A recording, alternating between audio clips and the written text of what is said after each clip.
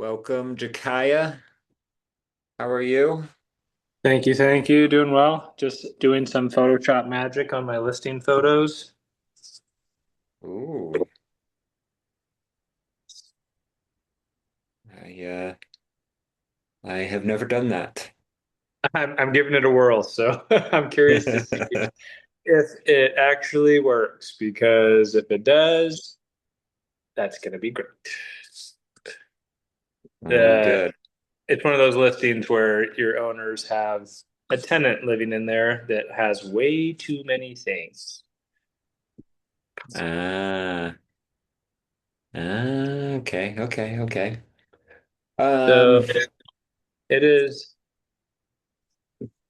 You won't be able to see any differences if you pull up the listing until I click save, right? Then it republishes it or edits it. Like yeah, if you click on my listing now, you'll see the old photos. yeah, yeah. It will stay the same until you click save and publish. Okay, well, you should hop on it right now and see what it looks like before I click submit and see if you Okay, notice. okay. I'm doing it. Okay, let's see here. So I'm just uploading, I think, the last one. Uh,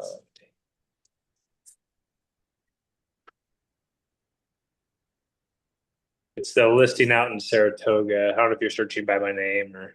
Yep, I got you. Yeah, I can see there's too many things. I can see why they want to move. Get a bigger house.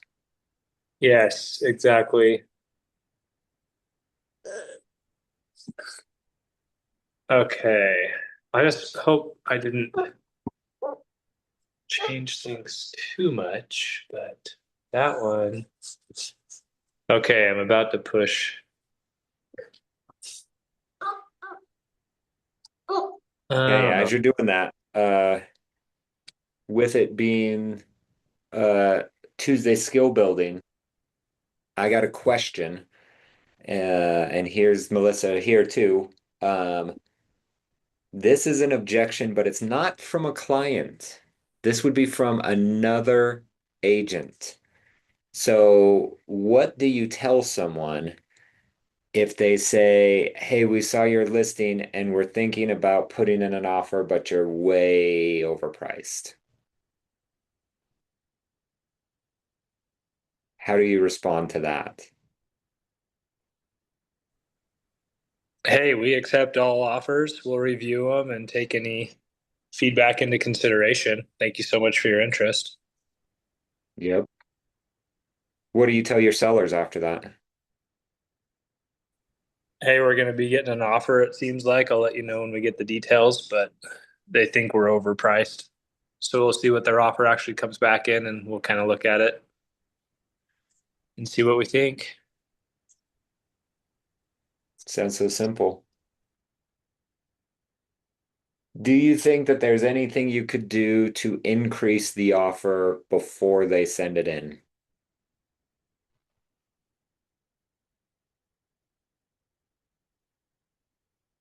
Could you mention like the comps that you've run? Say, hey, thanks for reaching out. This is right around in range of what's gone for this area recently. So we think that we're in the right ballpark, but send in an offer for what you would be willing to pay, and we can, see if we can figure a deal out. Yep. So this is such an interesting uh conundrum that you get into when the buyer's agents are like, "Yeah, we're looking at the comps and we think you're actually overpriced." And then you're like, "Well, I've looked at these same comps and I know we're not that overpriced. Like maybe a little bit because we don't have an offer, but it's actually we're close to the comp, so we should appraise just fine, blah, blah, blah." The one piece of information that the buyer's agent does not have any idea on is showings and feedback that you have been getting. So if you can create any sense of urgency within the buyer's agent, that will play out to your benefit. So like a common line that Clay Winder always says is he says, "Oh, this is one of my busiest listings." And just little things like that. It's funny if you have one listing because that is not a lie. But even just mentioning like when they're like, "Oh, hey, I'm calling on your 1604 Saratoga listing." You're like, "Oh, that's funny. It seems like everyone's calling me about that. What's up?" Like little things like that now He makes them totally did think that to like, me. I had a client that was yeah, interested in his listing. He totally, now that you say that, that is hilarious. But he totally, oh, he's like, oh my gosh, that one's been blowing up. That one's yep. been, yeah. Yeah. So now don't just straight out lie. Like if you haven't had any showings in a month and no one's called your phone, you can't be like, "Oh, this one's blowing up. This is crazy that you're calling on this." Like you're just with everyone else, like that kind of a thing. But if you have like any amount of consistent showings or communication or anything that's happening, people asking questions. If you have it on like a Facebook Marketplace or KSL and you keep getting messages about it, like these are easy things to be like, yeah, like I'm getting tons of interest in this because then they'll think like, okay, well, with comps are kind of like statistics and you can bend them to your will. So you can justify a higher price or you could probably justify a lower price on both of them.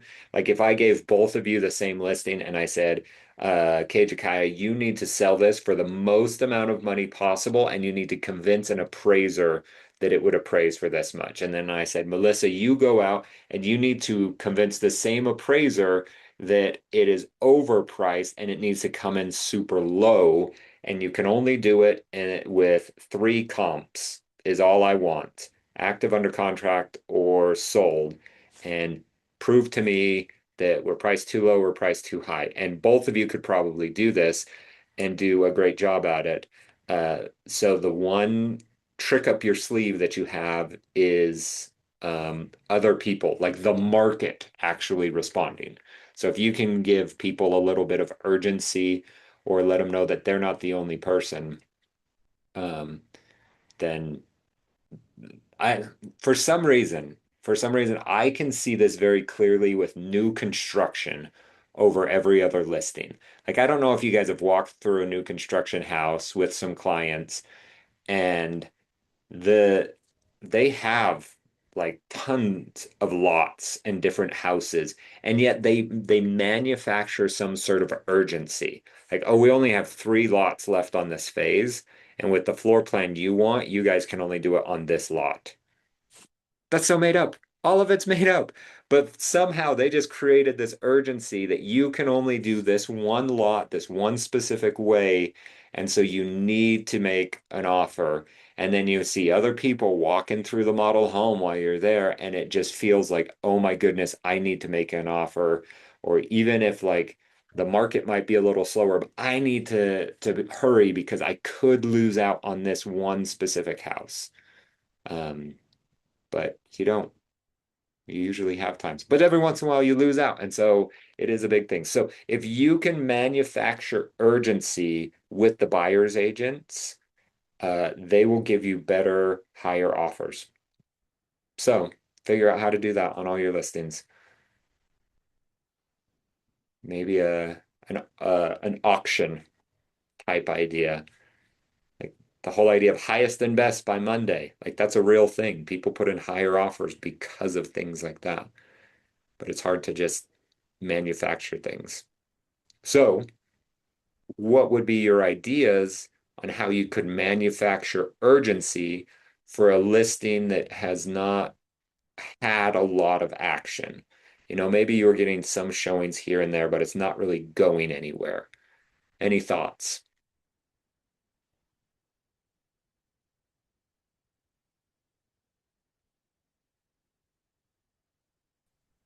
Edit photos to attract more potential buyers to actually come look. Photoshop everything. I just click save. So voila. All right, I'm refreshing yours.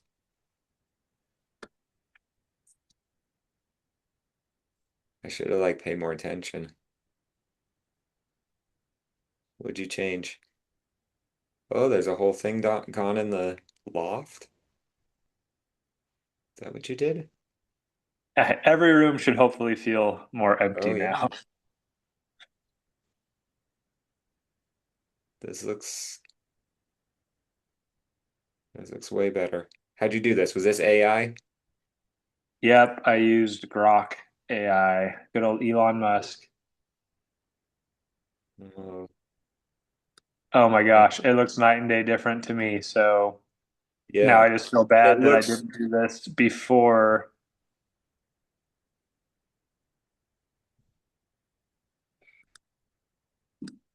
how's it show in real life when they go see it? Is it gonna I mean, feel cramped? it won't feel cramped. It'll just feel like, holy cow, these people are packing up.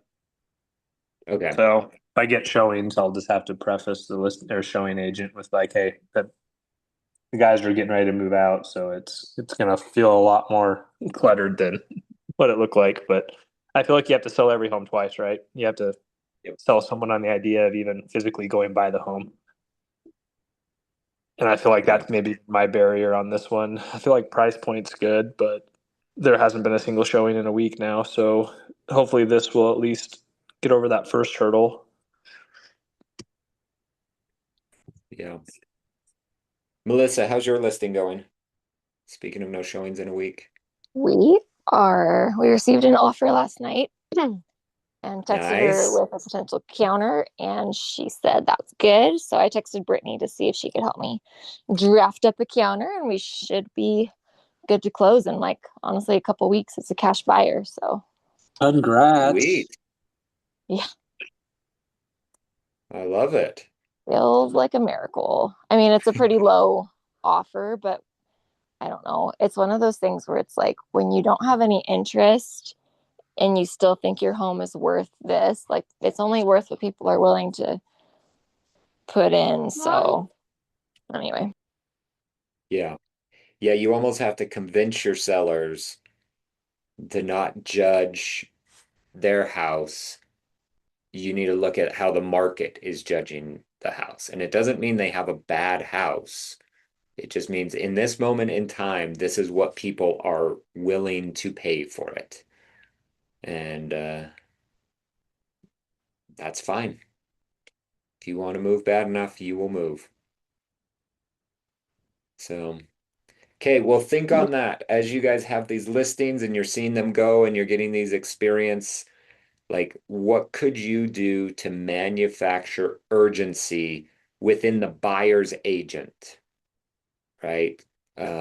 Do you mention showings? Do you mention offers? Do you do something to your listing? Um, and could this be something that could be systematic that you do with every single one? Or is it just like a little one-liner, like a Clay Winder where you're like, oh, yeah, of course you're calling about that one. I'm getting calls all the time about that. What's up? Like, just something small like that to make them think we have a lot going on. Hopefully we do because then it's easier. You don't have to manufacture urgency when people are actually urgent about buying it, right? If you do get two offers, it's really easy to just throw in the listing. We have multiple offers, highest and best due by Monday, kind of an idea. But when you have nothing, it's how do you help the market see like this is awesome, and then when someone comes sees it, it's not like please just give us an offer. Anything will do. We just need to get rid of this freaking thing. No one's seeing it, and then you have to accept the lowest offer. If you could just bring it up, even just with a little bit of urgency, like a couple $1,000, like that is money in your seller's pocket. So, figuring that out will definitely help. So think on that, especially as you guys have these listings on what you can do as you start to see things and hear things from other agents, pay attention to that. Like as you're calling a listing agent, to see like, ooh, my clients really liked it. Let's make an offer. Let's just ask a couple of questions about this before we make an offer. Notice the things that they're saying, and if it's making you want to make a higher or better offer, or if it's making you make a lower and worse offer, and start to like literally write these things down. Phil M. Jones says that you should have a pantry of things that you should say, right? He wrote the book exactly what to say. So of course he wants you to have a pantry, and number one in that pantry should be his book. But it should be because it's amazing. But start to get these little sayings, these little things that you mention to agents or the way that you mention them, get very clear on how you're doing that to just help your clients in the long run. Even if it's just to make an extra $1,000 or $500, that's more money in their pocket. So figure out how do you create a little bit of urgency around everything that you're doing, because that's going to move your sellers to make more money, which is our goal. So we have an amazing team meeting. If you can come, you should definitely come. It's going to be very interactive. I was talking to Novalee about it.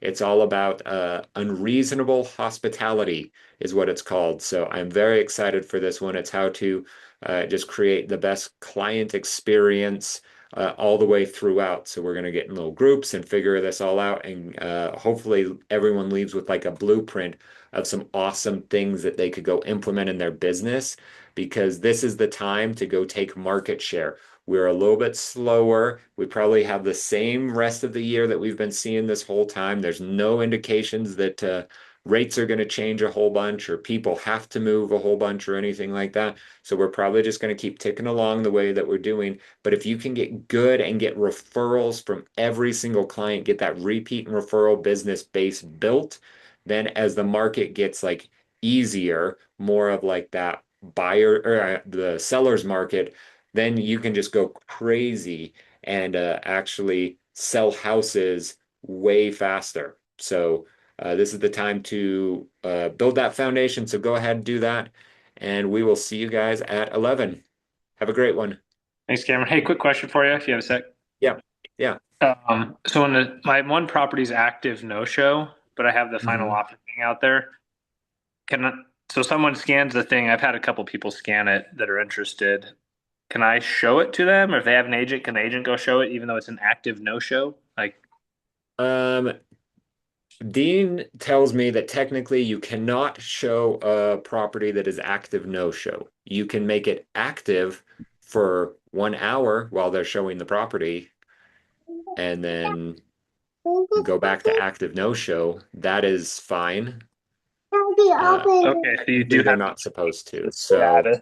Someone maybe we got it. corner him in team meeting today and see his opinion on some of these things. But here's my prediction is when you're asking him, he's going to do a whole one of these like big head shake things. All right, get ready for it. That's Yep, my I prediction for Dean. I can see that.